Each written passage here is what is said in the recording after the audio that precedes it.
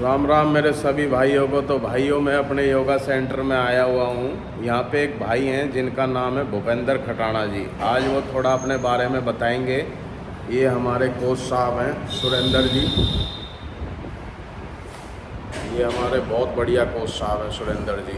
ये भी बहुत नॉलेज है इनको, इनका भी लेंगे तो थोड़ा सा एक्सपीरियंस। अभी पहले भूपेंद्र जी का ले लें। नमस्कार जी, मैं भूपेंद्र खटाना।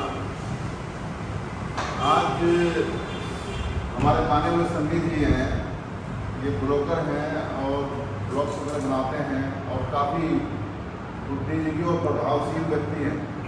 आज ये हमारे बहुत प्रिय दोस्त भी हैं।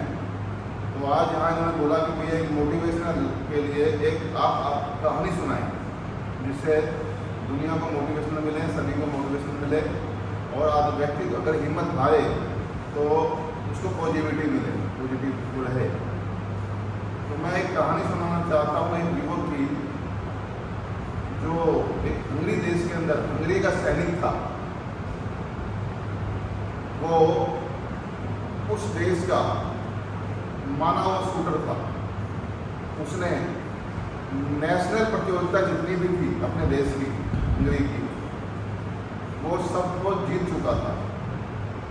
और वो अपने राइट हैंड को ये बोलता था कि मुझे इस राइट हैंड को अपने दुनिया का बेस्ट शूटिंग हैंड बनाना है, बेस्ट मुझे शूटर बनना है। अपने देश की सभी प्रतियोगिताएं, नेशनल प्रतियोगिताएं जीत चुका था। तो उसके देश के लोगों को भी बड़ी उम्मीदें थी कि हाँ, ये केरली नाम उस व्यक्ति का था, केरली ये 100% ये वर्ल्ड रिकॉर्ड तोड़ेगा और गोल्ड लाएगा हमारे देश के लिए। पर वो एक सैनिक था। एक प्रैक्टिस के दौरान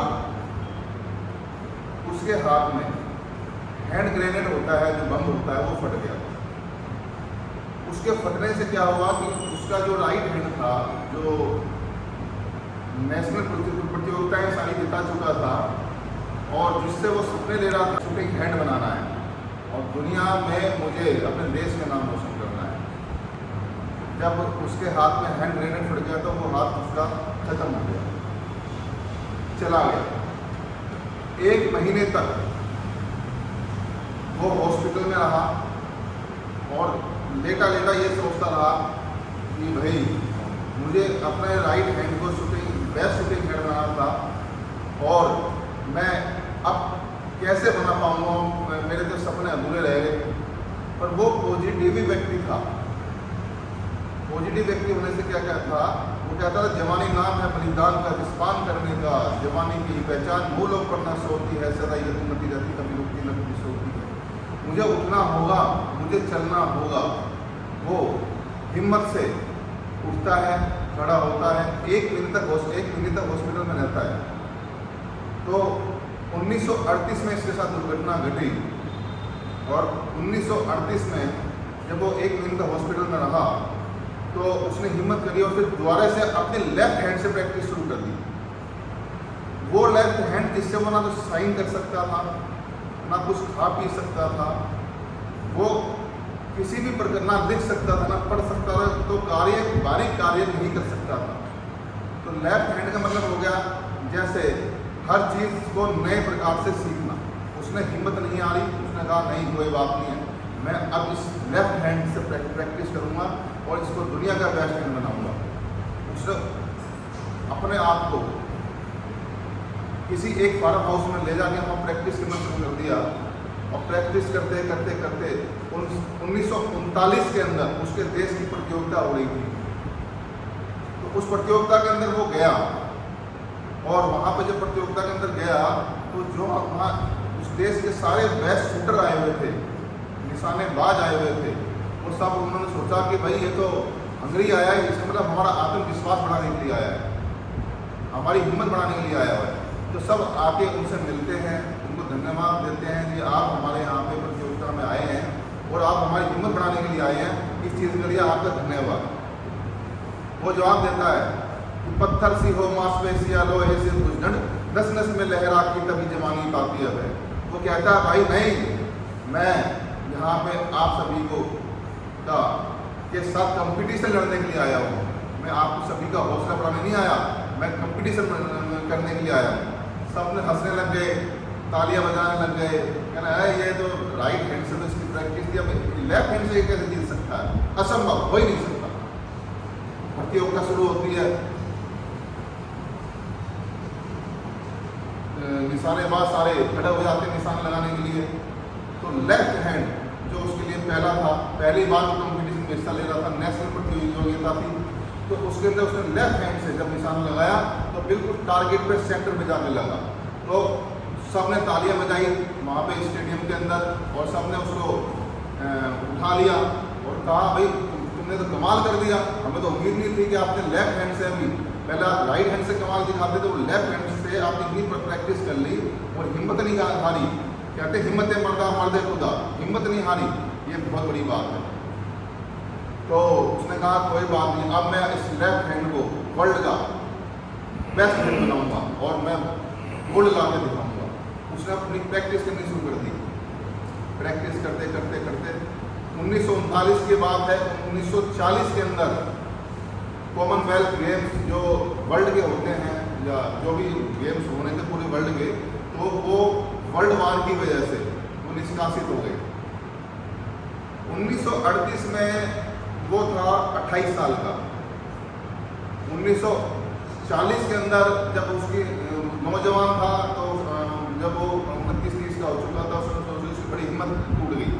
उसने कहा मैं तो पूरी प्रैक्टिस करी, मेरे तो बड़े सपने थे, ये हिम्मत टूट गई। उसने सोचा यार चलो कोई बात नहीं, मैं दोबारा प्रैक्टिस करता हूँ, दोबारा नंबर आएगा। तो कॉमनवेल्थ गेम्स जो वर्ल्ड के तो जो दोबारा होने थे 1944 के अंदर, तो वो भी वर्ल्ड वार की वजह से ऐसा लग रहा था कि वर्ल्ड वार होगा, तो उस वजह से वर्ल्ड वार की वजह से वो भी कैंसिल हो गई। 1944 में जब वो पहले वो 28 साल था, उसके बाद उसकी ओवर एज हो गई और उसने सोचा अब तो गेम जो आगे 1948 के लिए खिसका दिए गए हैं, तो 1948 में उसकी एज क्या होगी आप बताइए। तो वो ओवर एज हो गया, तो उसने सोचा कोई बात नहीं, उसने दोबारा से 1948 के लिए तैयारी करी। जब तक उसकी ओवर एज हो चुकी थी, काफ़ी एज हो चुकी थी, 38 प्लस एज हो चुकी थी, तो वहाँ पे उसके सामने लोगों ने कहा अब नए नए लड़के तुम्हारे सामने खेलने के लिए आएंगे जो 20 साल के, 22 साल के, 25 साल के हैं, जिनकी आंखें भी कमज़ोर नहीं होंगी, मजबूत भी होंगे, मेडिटेशन भी आपसे ज़्यादा अच्छा होगा, तो आप कैसे इन सबको हरा पाएंगे। यार कोई बात नहीं, मैं कोशिश करूँगा। कहते हैं लहरों से डरकर नौका पार नहीं होती, कोशिश करने वालों की कोई हार नहीं होती। नन्ही चींटी जब दाना लेकर चलती है, चढ़ती दीवारों पर 100 बार फिसलती है। मन का विश्वास रगों में सांस भरता है, मन का विश्वास रगों में सांस भरता है, चढ़कर गिरना गिरकर चढ़ना ना करता है, लेकिन मुट्ठी उसकी खाली हर बार नहीं होती, कोशिश करने वालों की कोई हार नहीं होती। उसने कहा मैं कोशिश करूँगा और मैं जीतूँगा। सारे कंपटीशन के लिए तैयार हो गए, नए लड़के थे, नौजवान लड़के थे, अच्छे अच्छे धुरंधर वर्ल्ड के आए हुए थे, तो शूटिंग का के लिए सब खड़े हुए, सारा सेटअप लग गया। तो जैसे ही शूटिंग की प्रतियोगिता शुरू हुई तो बिल्कुल उसका निशाना बिल्कुल सटीक लगा, और जब सटीक लगा तो वो जब तक वर्ल्ड का, पूरे वर्ल्ड का best shooting hand left hand से, जो उसका नया हैंड था लेफ्ट हैंड से प्रैक्टिस नहीं गई थी, उसने प्रैक्टिस शुरू करके उसे वर्ल्ड का बेस्ट शूटिंग हैंड बना दिया, यानी वो उस प्रतियोगिता को जीत चुका था। ये सबसे बड़ी बात है। और वो वही नहीं हारा, उसके बाद 1948 के बाद उससे और हिम्मत बढ़ गई।